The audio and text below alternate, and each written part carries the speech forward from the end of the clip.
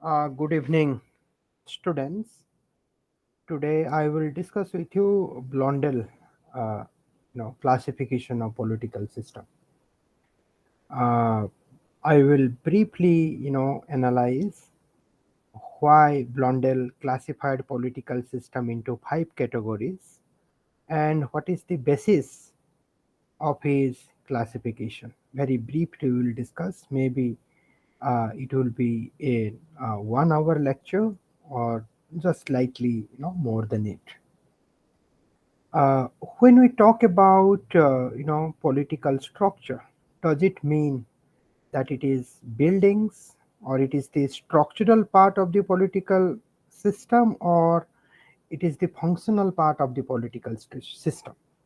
So when we say political structure or political system, it means the functional part and the structural part. And Blondel, for him, the structural part of the political system is the consequence of the functional part of the political system, right? So, in fact, for him, the structure, when he talks about structure, he means that institution or group, and he's saying that structures are shaped by the broad norms of polity, right? Why a particular political system or political structure is democratic, why a particular political system or political structure is authoritarian, why a particular system is communist, right? In fact, all these political structures are different from one another because it is based on a certain kind of norms, right? And how Blondel has defined norm? He has defined a norm is a way in which ruling authorities have decided to organize the political system, right? So it is a way. It is a certain kind. It's a certain idea, right? It is the idea of whom? It is the idea of ruling authorities. Now the ruling authorities have planned to base a structure on a particular idea. So that is norm. Norms basically means it is a typical idea. It is a way to organize a political system. Now these structures will be different in democracy from that they are in oligarchy or monarchy. I mean, the political system what we see or experience in democracy is not the same with the political system in oligarchy or monarchy, right? So, uh, you know, in a democracy, you can find a typical political structure. In an oligarchy, you can find a typical political structure. Basically, why these political structures differs from one another, it is because they are based on, I think I have already said it, they are based on different kind of norms. Over the time, the structures can also affect the broad norms of polity, right? So, what is the link between norms of polity and structure? Is it that norms of polity influences structure, or the structure also influences norms of politics? I think this influence is, uh, from both the end. I mean, norms of polity influences structure, and structure also influences norms of polity. Right. Let me take a small gap.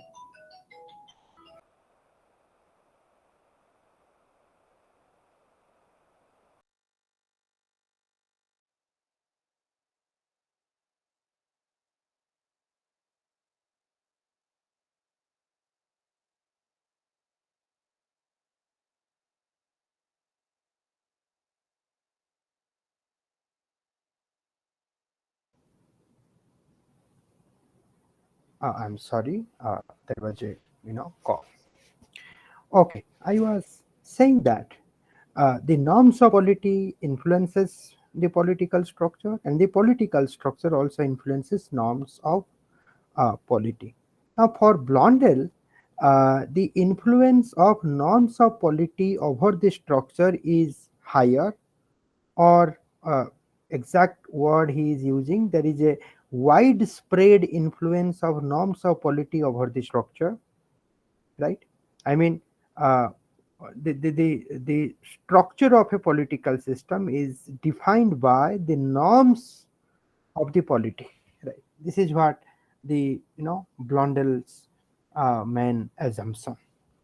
But at the same time, he is also saying that the structure of a political system is also, the structure of the political system influences the norms of polity as well. So the relation between between the principles on which polity is based and institutions and groups which exist in that polity needs to be investigated. So what is to be investigated? Now, the relation between the principles on which polity is based and the institution and groups which exist in that polity needs to be investigated. I mean, the institution and the group, these are the structural part of a political system. And the principles on which polity is based, it is the functional part of a political system. Now, Blondel is saying the relationship between the structural part of the political system and the functional part of the political system, it needs to be investigated. We must investigate the institution, the structural part of the institution and the functional part of the institution, right? It is because institution and groups can shape the norms, even more be shaped by them. Why we should investigate? Because it is the institution and group that shapes the norms, right? Whether the structural part of the political system should be guided by the norms, or if not, then is it okay that uh, is it okay that political structure in its function or in its functioning may produce a different norms? So which is first? Norms is first, or the structure should be the first? Now for Blondel, he is saying that norms is first, structure is the second. We cannot allow, or we cannot give a free hand to the structure of a political system to produce norms. Rather, we should decide the norms first, then we should follow the norms in such a way that it will establish a appropriate political structure, and that political structure is good, which satisfies, or which uh, you know which satisfy the norms of the polity, norms of the system. So that structure is best, which performs the function. That structure is best which performs the function.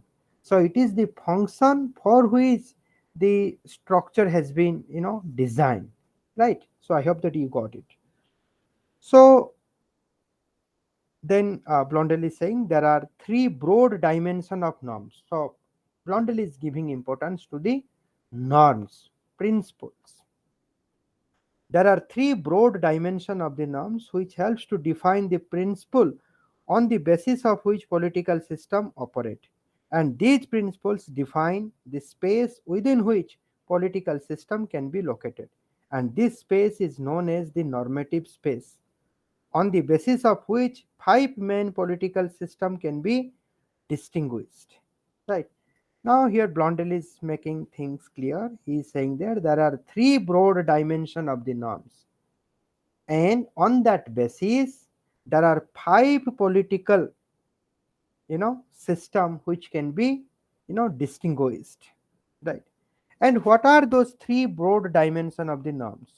Now the three broad dimension of the norms leading to three sets of normative questions are: who rule, in what way, and for what purpose?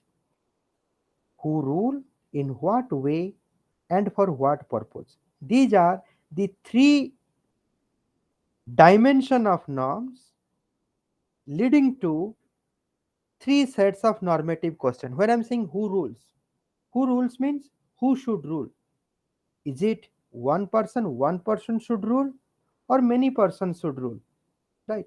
So the first question is concerned with the number of people participating in the decision making. Is it many should participate in the decision making, or one or few should participate in the decision making? This is the first normative question. And the second question is concerned with the means of decision process. Decision can be taken more or less openly after a greater or lesser amount of discussion, right? So, in what way means whether the decision should be taken openly, or decision should be taken closely, secretly. Should decision be taken openly, or should the decision be taken secretly? Should there be a greater discussion? Now, if a decision is taken openly, then you have uh, to take into account, a greater discussion. Now, if you take the decision secretly, then there is no need of greater discussion. Maybe there is no small or lesser discussion. So this is the second normative question. And the third normative question: what purpose? Finally, decision have one or more purpose. I mean, the decision uh, which is taken by the authority, whether the decision has or should have one purpose, or the decision should have multiple purpose. So these are the three normative questions, and these three normative questions are based on three broad dimension of the norms. Right. Now, once we know the answer of this question, we can describe the decision process and overall allocation of values which takes place in the political system. And all political systems can be classified in terms of the answers given to these three sets of normative question. Right. So what is the first question? The first question is that who should rule? Is it one? Is it many? What is the second question? In what way? Whether it should be decision should be taken openly or secretly? Should the decision be taken after greater amount of discussion or a lesser amount of discussion? And the third, should the decision have one purpose or multiple purpose? So the answer to this question, define. I mean, the answer to these questions helps to bring or helps to understand different kinds of political system. Or in other words, all political system can be classified in terms of the answer given to these three sets of normative question, right? The answer to these three normative question will decide the kinds of political system, and all these three normative questions have dimensional character. They do not give any dichotomous answer. It is not that those who rule are either more or few. There is a gradation from one extreme to another, and the same is true for other two questions. Now here Blondel is saying that uh, let's talk about who should rule. So is it or will it be fair to answer this question, who should rule, that one person should rule or many persons should rule, right? So this is a something what we'll say ideal kind of answer. Ideal, it is not the reality, right? It is not that those who rule are either more or few. There is a gradation: one person rule, two-person rule, a group rule, a party rule, right? From one person to many person, there can be a different gradation. One extreme is one person, other extreme is the many person. But who is the ruler? Can we say that one person is a ruler? Can we say that all political systems are guided by one person? Can we say that all political systems are guided by the many person? There are also political system which is neither guided by one or nor many. There may be some few, some group. There may be impermanent. They are not permanent, right? There may be, lesser discussion. There may be more than lesser discussion. There may be less than, uh, you know, greater discussion. Certain decisions are taken openly, certain decisions are taken secretly, certain decisions are neither taken openly nor taken secretly, right? So what Blondel is saying that the answer to these questions uh, cannot be dichotomous answer. It cannot be said uh, either this or that, right? The answer to these questions, it uh, depends, it depends because there are different gradation from one, I mean, in answer, I mean, to uh, I mean, if you answer to this question by investigating different political structure, you will find that the answer to these questions are not this or that, rather than there is, the answer to this question is from this to that, right? Are you getting what I'm saying? From this to that, there is a gradation of answer from one extreme to another extreme, right? So let's examine these three dimension more clearly. I mean, this three dimension will decide the five kind of political system.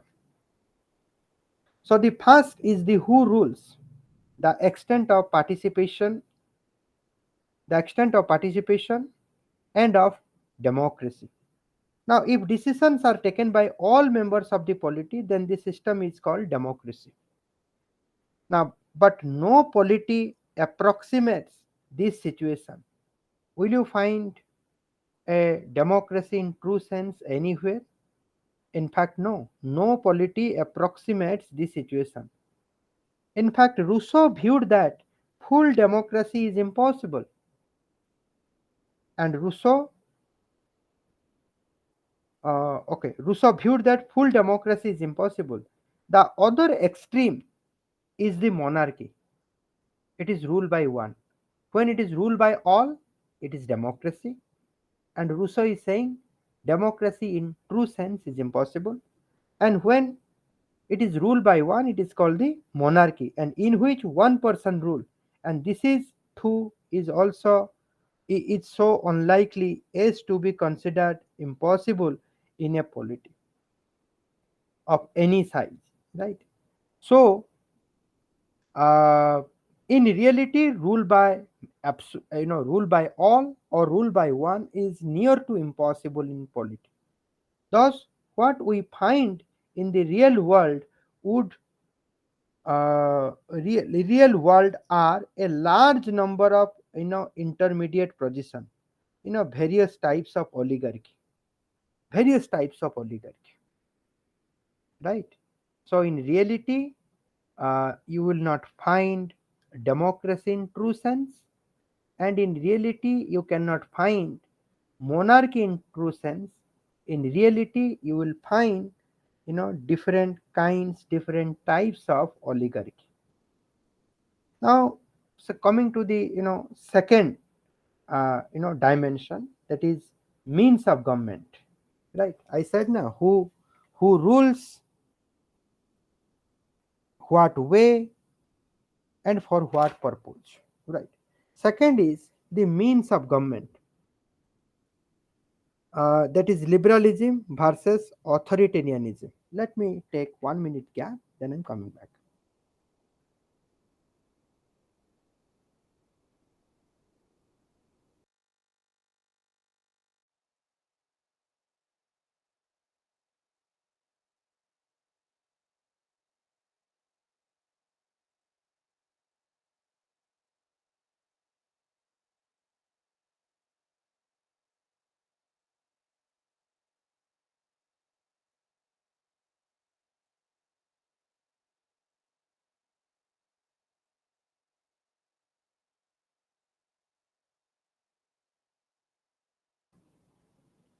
So welcome back.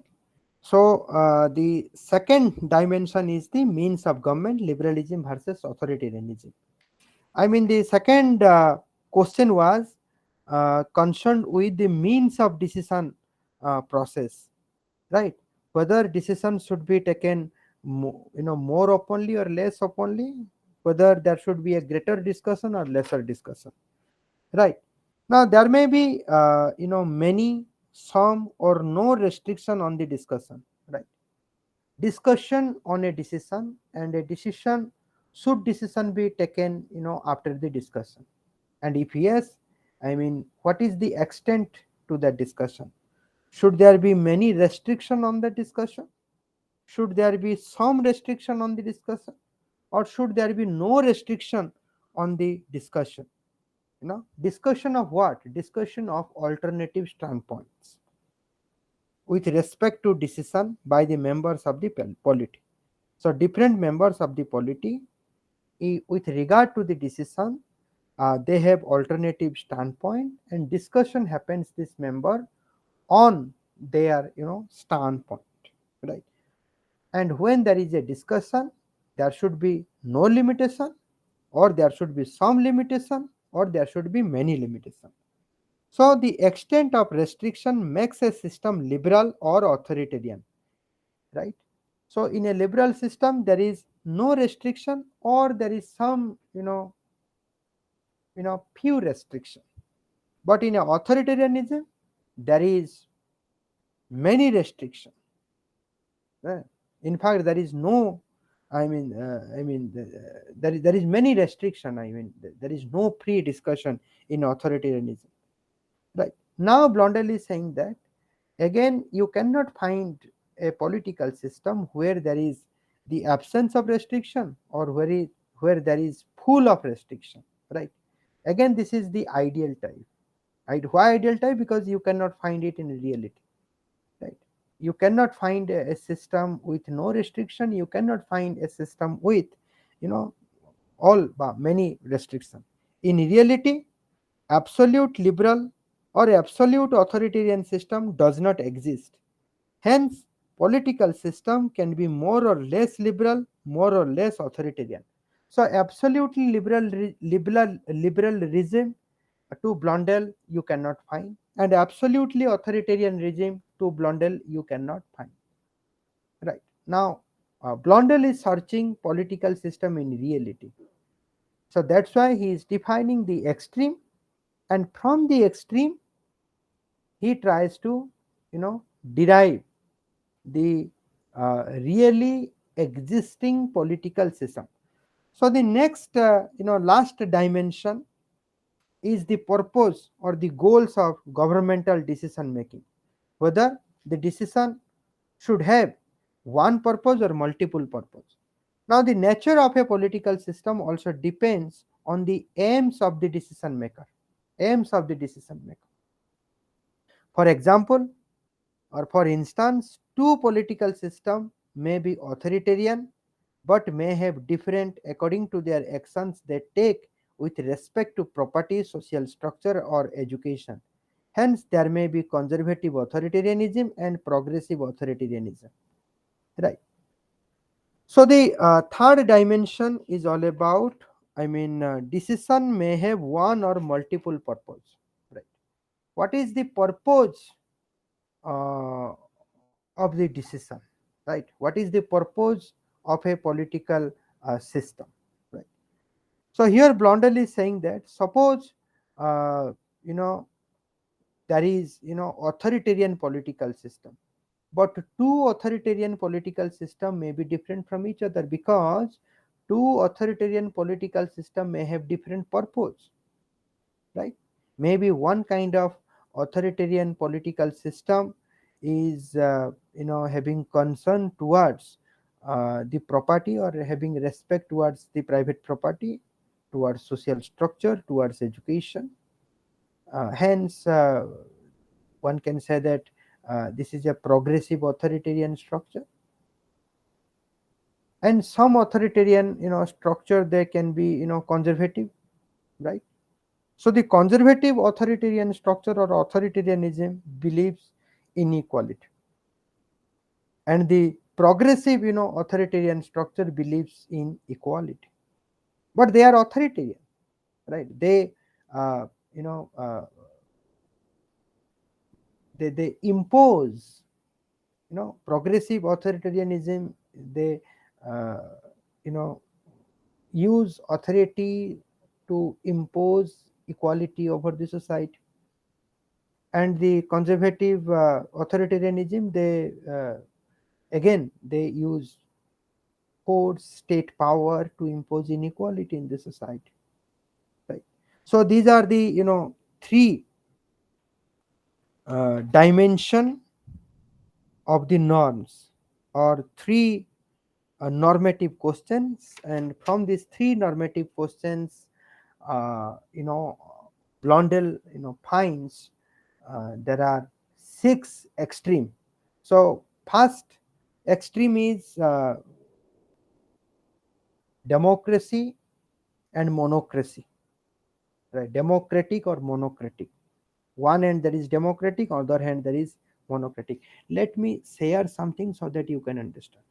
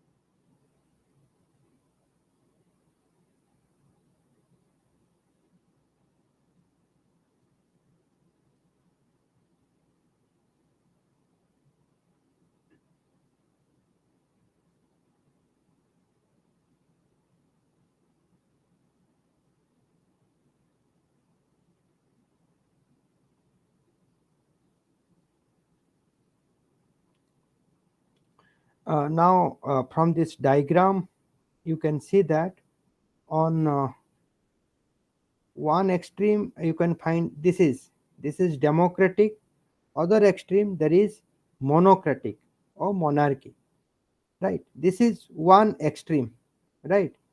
And this extreme form of government, uh, you know uh, Blondel uh, finds while dealing with this question, who should rule, right?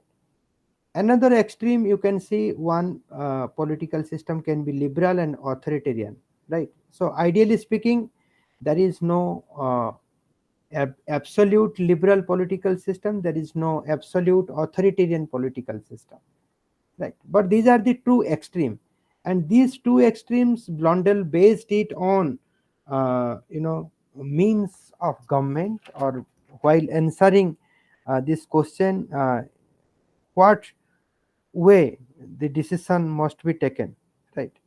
What should be the means of decision process, whether the means of decision process open, I mean, should decision be taken openly or should decision be taken secretly, whether there should be greater amount of discussion on decision, or there should be lesser amount of discussion. Now from, I mean, to answer this question, Blondel found there are two extremes. One extreme is democratic and monocratic. Second extreme is liberal and authoritarian. Right. Now,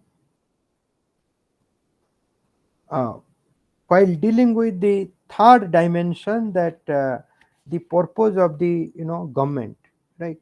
Even if the government is authoritarian in nature, but all authoritarian political system do not have the same purpose. One authoritarianism is guided by the principles of equality, or what we call it, progressive authoritarian political structure, or progressive authoritarianism. Another authoritarian structure, that is conservative authoritarian structure, it doesn't believe equality, it believes in inequality. So there is egalitarian aspect and there is inegalitarian aspect. So this is again another kind of extreme. So no political system for Blondel is purely egalitarian, and no political system for Blondel is purely inegalitarian, right? And in between it, Blondel found, five, in reality, not ideally, in reality, Blondel classified political system into five categories. So there are six extreme form of political system. In real world, this six extreme form of political system does not exist to, Blondel. And to Blondel, only five kinds of political system exist in the reality. And what are these five kinds of political system? You can see the five kinds of political system. First is the liberal democracy, and second is the, you can see this is the liberal democracy, and second is the egalitarian authoritarian political system, or in other words, there is communist system. And the rest three are neither, liberal democracy nor, communist system, right? uh, in fact, all these three are a kind of, mixed type, but different from the liberal democracy and, communist system. Right. So one is the populist political system, another is the authoritarian inegalitarian system, another is the traditional, inegalitarian system. So the classification of political system to Blondel are five types. Here, what are those five types? The liberal democratic system, then egalitarian authoritarian system, political system, then populist political system, then authoritarian inegalitarian political system, then traditional inegalitarian political system. These are the five classification of political system to Blondel, right? And let me stop it.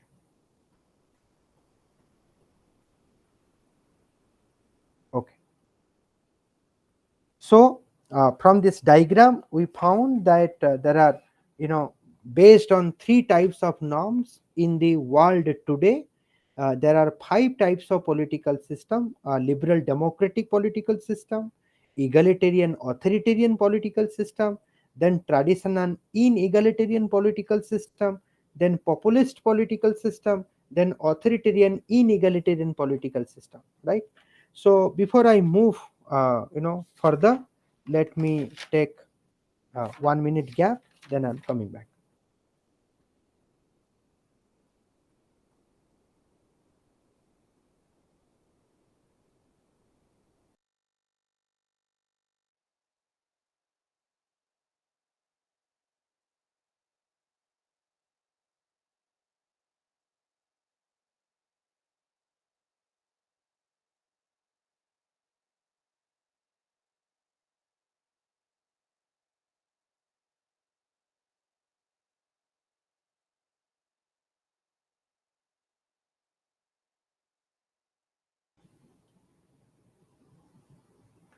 Welcome back. So first is the liberal democratic political system. Generally, this liberal democratic political system is found in the countries of Western Europe, North America, Japan, Israel, India, and Latin America, and they are relatively, there are relatively few liberal democracies in Africa, Middle East, and East Asia, right? So in Africa, Middle East, and East Asia, you may not find much, liberal democratic political system. So the political system in the above mentioned countries tend to be democratic, liberal from the point of view of their substantive policies, right? They are neither truly egalitarian nor truly inegalitarian, right?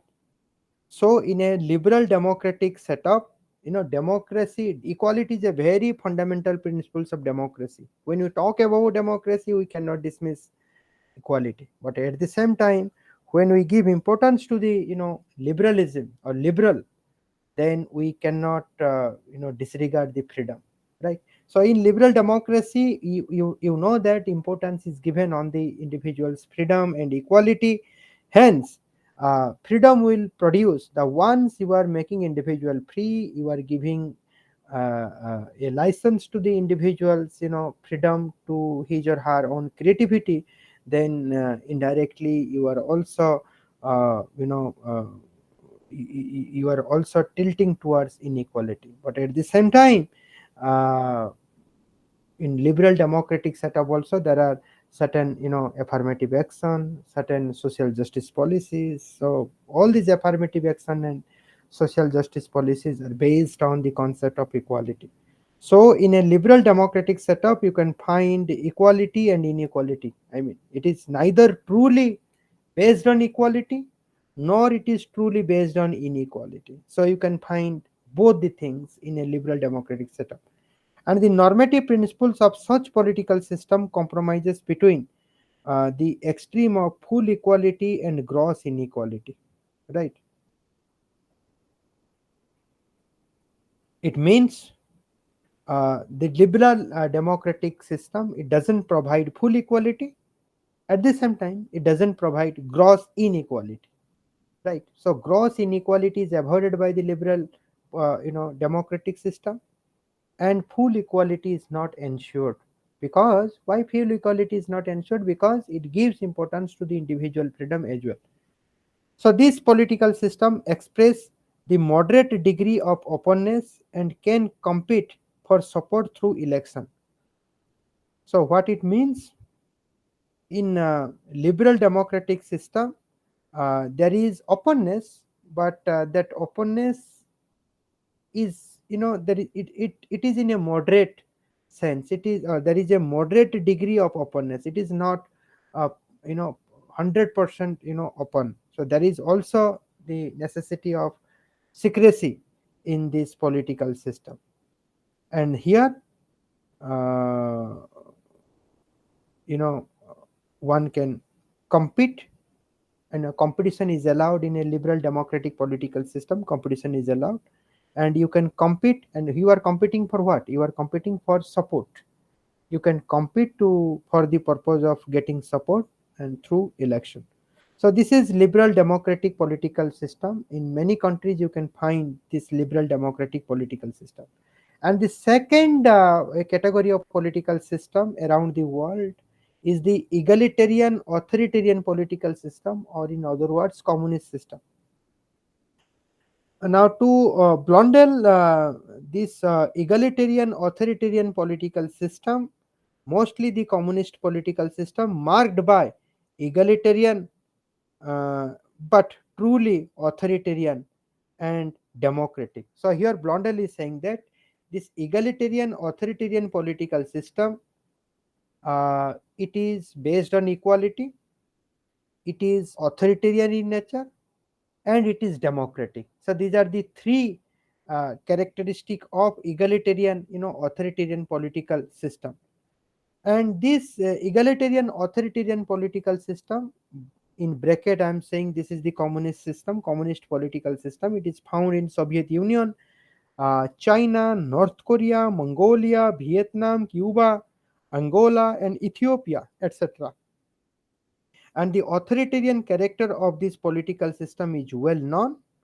At the same time, these political systems have been egalitarian because it gives importance to the equality, right? Though doubts were often expressed in this subject. Now, there are some, they doubt it, that to what extent this communist political system is egalitarian in nature. I mean, they are doubtful uh, on the work of the communist political system on the question of equality. But the negative popular reaction to the social change happened in Russia and Eastern Europe since 1990. Since 1990 means uh, disintegration of Soviet Russia and disintegration of communism. Now, after this disintegration of Soviet Russia and disintegration of there is a kind of what communist regime. decline of communism after 1990. I mean, uh, people gave a negative reaction to the social changes that happened in Russia and Europe after 1990. And this popular reaction uh, to the social changes are the sufficient indication that the previous regime were more egalitarian. And what was the previous regime? The communist regime, right? So in Russia and Eastern Europe, after the decline, after uh, the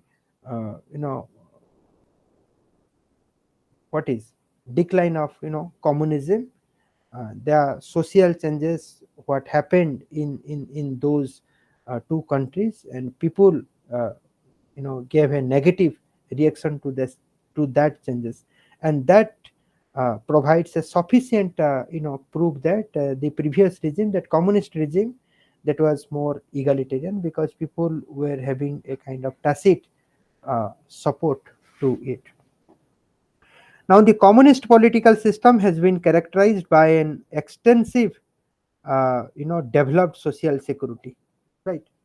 And communist system, to Blondel, it provides a better and greater social security, right?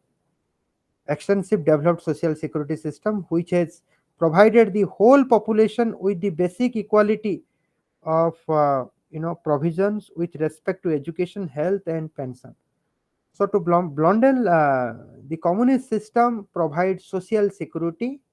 Uh, it provides a kind of the whole population, to whole population. It provides a basic equality of the provision of. I mean, every individual will get the education. They will get the health facility, and they will get the pension, and it is for all. And this egalitarian authoritarian political system must be regarded as having being democratic, right? So what Blondel is saying, what is the character of egalitarian authoritarian political system? It is based on egalitarian ideas, then it is authoritarian in nature, and it is democratic. It is authoritarian in nature means it is the communist party, it is the elite of communist party, politburo, they will decide. And what party decides, I mean, the consciousness of the working class, uh, only the communist party knows what is the right consciousness of the working class. So that's why it is a kind of authoritarian. Communist political system is authoritarian in nature. But this communist political system is also democratic to Blondel. Now, a political system may be democratic without being liberal, right? So generally, there is an understanding that if you talk about democracy, then it has to be liberal democracy. Only democracy without liberal democracy is not possible. This is a very commonsensical and wrong understanding. So here Blondel is saying that a political system may be democratic without being liberal. Now, if it gives an opportunity for participation without allowing the appreciable competition, right? Why it is democratic without being liberal? Without being liberal means uh, why the communist political system is not liberal, because it doesn't provide the individual the absolute liberty to participate in the politics the way he or she wants. It doesn't provide in that opportunity of participation in that sense. But uh, it gives an opportunity for participation, but it doesn't allow uh, the competition. And this has typically been the case in the communist state, where party and other mass organization ancillary to the party have given a large number of citizens an opportunity to participate. In communist political system, there is political participation. How there is a political participation in communist political system? In communist state, uh, party and other mass organization. I mean, there is a main party called Communist Party. If other party and other kinds of organization They are not antithetical to the Communist Party. They are uh, in connection to the Communist Party. I mean, their value coincides with the values of Communist Party. Then uh, Communist Party gives the opportunity to those, party men or individuals of mass organization, uh, you know, large number of citizens participate, gets the opportunity to participate in the communist political system. So hence, to Blondel, the communist political system is also democratic in nature. Okay, so let me take 1 minute break, then I'm coming back.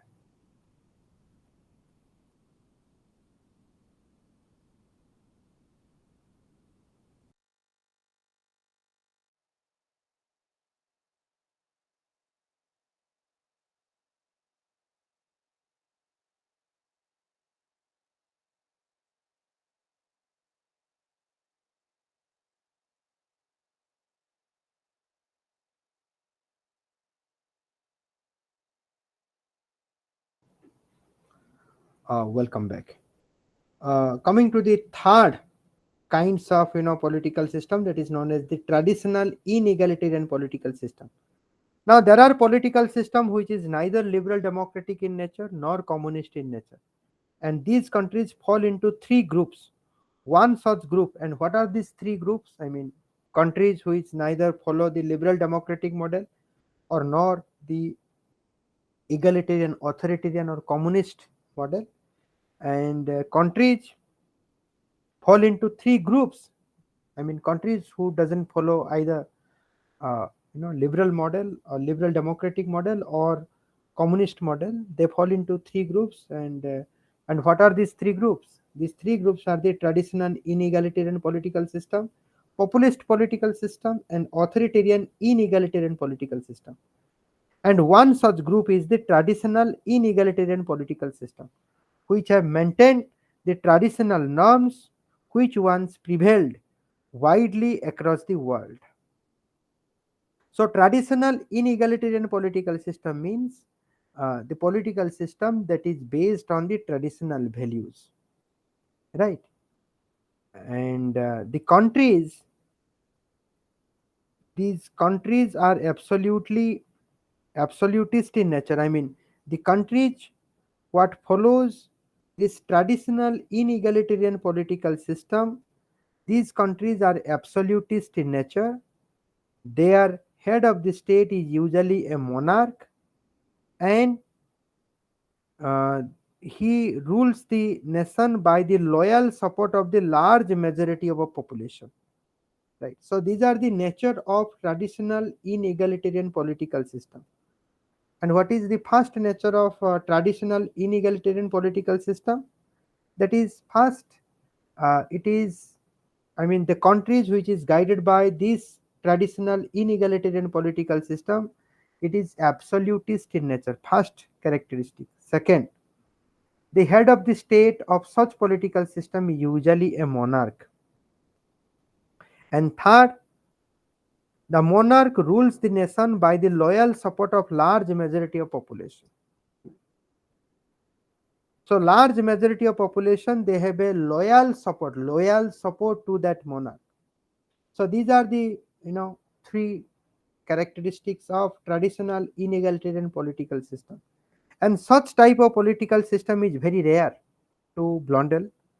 It is found in the remote areas of the world, that is Arabian Peninsula, Himalayas, and Southern Africa. Right.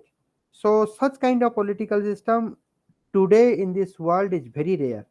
Only in three places you can find such kind of political system: Arabian Peninsula, Himalayas, and Southern Africa. You can find such kind of political system. The norms of the political systems are traditional. They preserve social inequality and highly uh, oligarchical structure, right? So such traditional inegalitarian political system, they preserve social inequality. So they don't find social inequality as problematic. They cherish the social inequality, they preserve the oligarchical structure of the society and the state. Power and wealth are concentrated in the hands of few.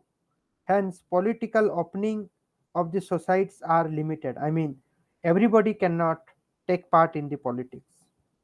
Power and wealth are with few. And by and large, these regimes are not yet truly authoritarian. These regimes remain in being on the basis of the forms of traditional popular support. Right. So, what Blondel is saying, that traditional inegalitarian political systems are not authoritarian in nature. Why? Because this traditional inegalitarian political structure is supported, is having a mass support. There is a popular support base to this traditional inegalitarian political system. Next category of political system is the populist political system. Now, most of the newly independent states of 1950s and 1960s, especially in Africa, began as a populist regime. The expression populism used in the late 19th century America to refer to the movements which wished to help the bulk of the people against the political and social bosses, has been applied to those regimes and leaders who in a newly independent countries of third world attempt to modernize their society by not adopting communist or marxist stance. It's a long sentence. Let me break it for you and we can understand. So what is this populist political system? Now first we need to understand what is populism. Now populism refers to a movement. Populism refers to a movement which wished to help the bulk of the people against political and social bosses. Right. So this is a movement against the political and social bosses. I mean, the bosses in the society and politics. Right. It is a movement of whom? It is a movement of bulk of people. It is a movement of bulk of people against the political and social bosses. Right. This is populism. And this populism,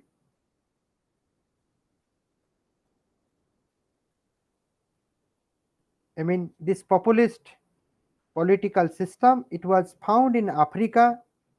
Uh, you know,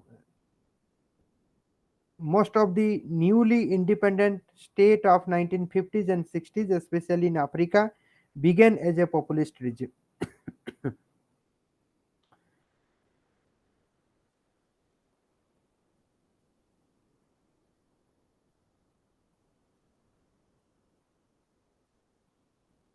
And the leaders of populist political system, the leaders of populist political system, uh,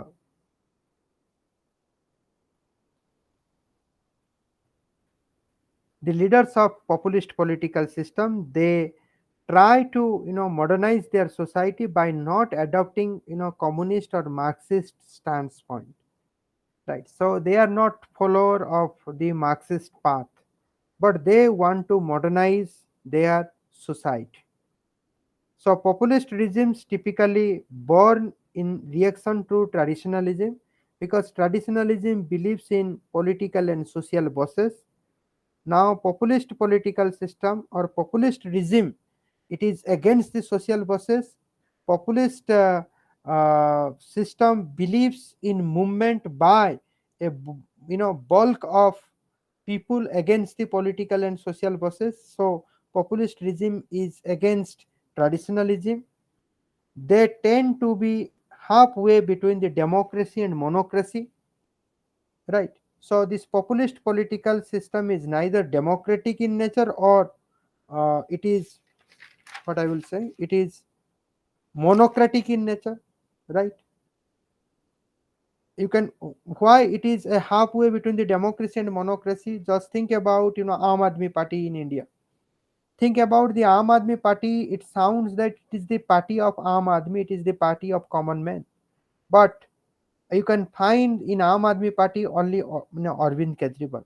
So you can find as if it is a one man, party, that is Kejriwal Party, Aam Aadmi Party or slash Kejriwal Party. So Kejriwal represents this, monocratic, and Aam Aadmi, that name of that party represents a kind of democracy. So Aam Aadmi Party or the populist politics, it is neither democratic nor, monocratic. It is also a halfway between egalitarianism and inegalitarianism, right? Why it is egalitarianism? It is both egalitarianism and in inegalitarianism. Why it is both based on the concept of equality and inequality? Now, in the populist political system, you can find that they, they can use bluntly certain principles of inequality to bring equality in the society. Right? For example, they uh, give things freely to the, people. People means those who are marginalized. Free services, right? They give it to the people.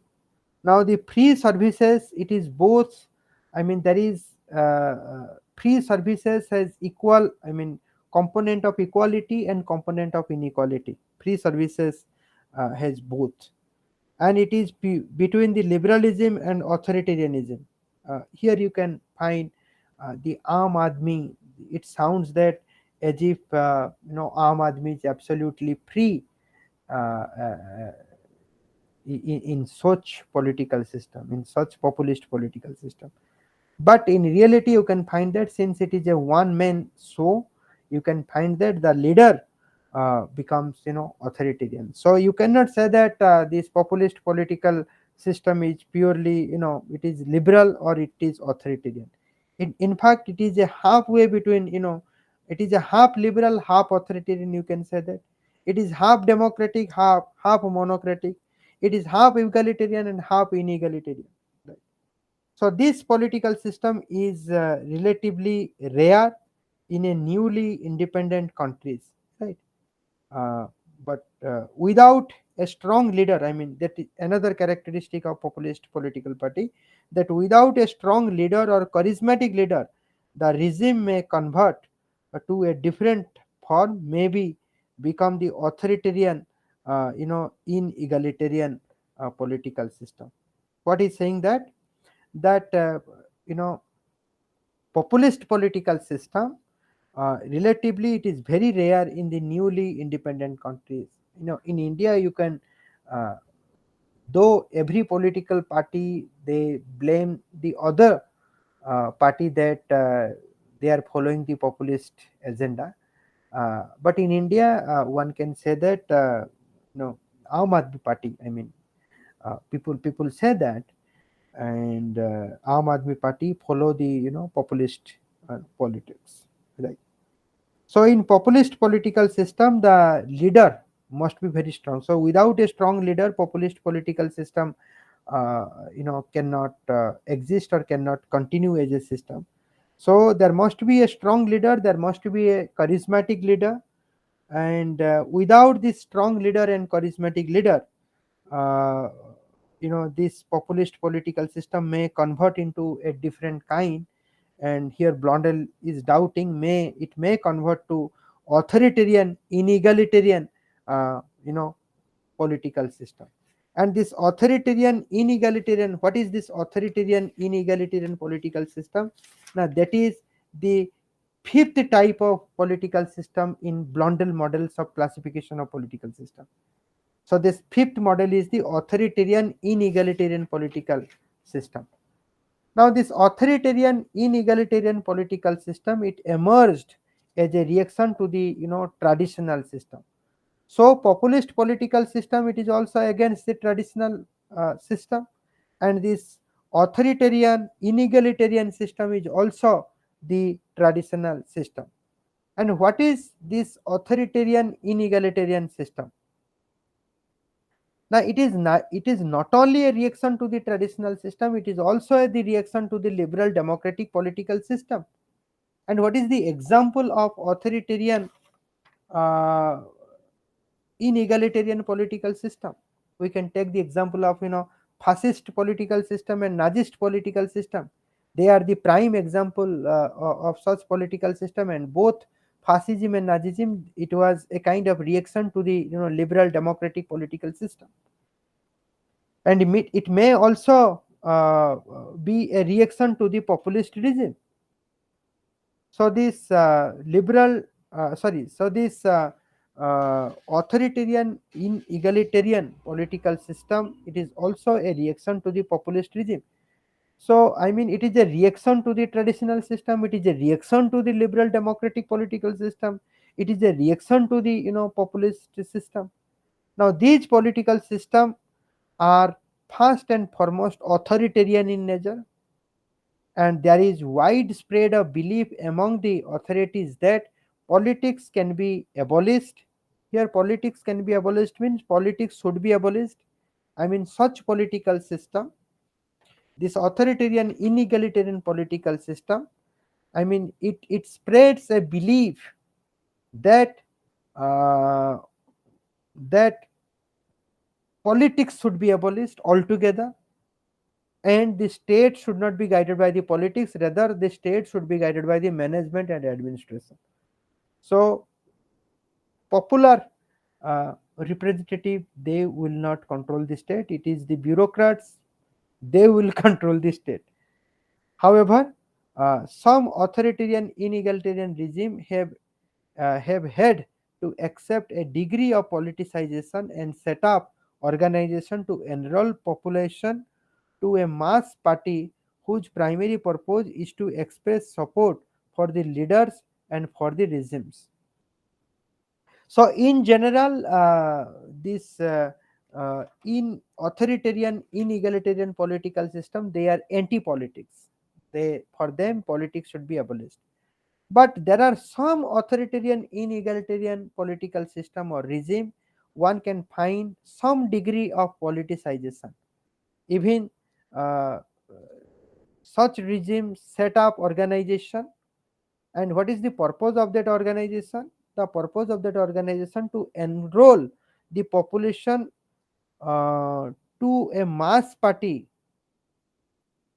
whose primary purpose is to express support for the leaders and for the regime. I mean, this authoritarian inegalitarian regime, they want they want to enroll population. I mean, uh, they want to set up certain kind of political organization, and they want those political organization to work for their regime, right? To work for their regime, right? They must enroll population to their regime. So they must train the population to express their support for their leaders and for their regimes, right? So this is what degree of politicization to some authoritarian inegalitarian regimes. There is emphasis on the need to recognize superiority and superhuman qualities of the leader. The concept of democracy is wholly rejected in this authoritarian inegalitarian regime. So importance is given on superiority and superman qualities. The concept of democracy is wholly rejected. Society is viewed as hierarchical, with everyone having his or her own place in a ordered set of position. Everything is fixed, right? Society is viewed hierarchical. Every individuals having his or her own place in the ordered set of position. The aim is to construct and reconstruct the society in which there is a loyal, followings. So why society is viewed as hierarchical? Why every individual is put uh, in a ordered set of position? Because the purpose is to elicit the loyalty support of the individual to the political regime. Now this political system is socially inegalitarian because they have been set up in order to defend a social elite. Why it is egalitarian? Why this authoritarian inegalitarian regime is inegalitarian? Because they, I mean, this political system have been set up in order to defend the social elite. I mean, inegalitarian. Inegalitarian is a necessity because this political system has a purpose to defend the social elite. And why this defend to social elite is required? Because social elite, either they feel threatened by the growing influence of the popular classes, or because uh, these social elite, they are associated with the ideas of social and political hierarchy because they belong to the higher order, so that's why they want to maintain their uh, status. That may be the second reason why defend social elite requires a kind of defense. That is the second reason. And first reason, maybe social elite requires a defense because they are threatened by the some popular classes. So that's why this political system, it protects the social elites. And how the political system, authoritarian inegalitarian regime, will protect the social elite? Only by following you know uh, in inequality, what is this, inegalitarian principles in the context of society and in the context of politics. So this is all about your classification of political system by Blondel. So in a nutshell, let me summarize whatever I have said. I said how the there is a functional aspect of a political system, there is a structural aspect of the political system, and for Blondel, the functional aspect, that is norms of the polity, how it decides the structures of a political system, it decides the institution and the group. Then Blondel talk about three broad dimension of the norms and three uh, kinds of normative question, that is who should rule in what, uh, I mean what should be the means of decision process. Decision should be taken openly or secretly. Decision should be followed by a greater discussion or lesser discussion. And third, what should be the purpose, uh, I mean decision should have one purpose or multiple purpose, right? The moment, I mean decision may have one purpose or multiple purpose. I mean, here Blondel is saying that the purpose and goals of the governmental decision making. Uh, I mean, he has uh, given this example that authoritarian political system, they may not have the same purpose. I mean, there may be two kinds of authoritarian political system. One is progressive authoritarian political system. One is conservative, you know, uh, authoritarian political system. One gives priority to the equality, another gives priority to the inequality. And here Blondel found there are six extreme, forms of political system.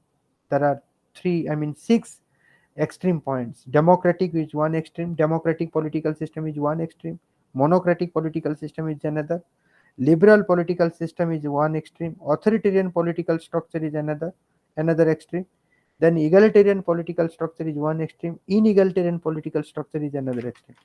And within this extreme, uh, then Blondel talks about five kinds of political system: liberal democratic political system, egalitarian authoritarian political system, traditional inegalitarian political system, populist political system, authoritarian inegalitarian political system. right? So I hope that this will help you to understand the classification of political system by Blondel. So thank you very much.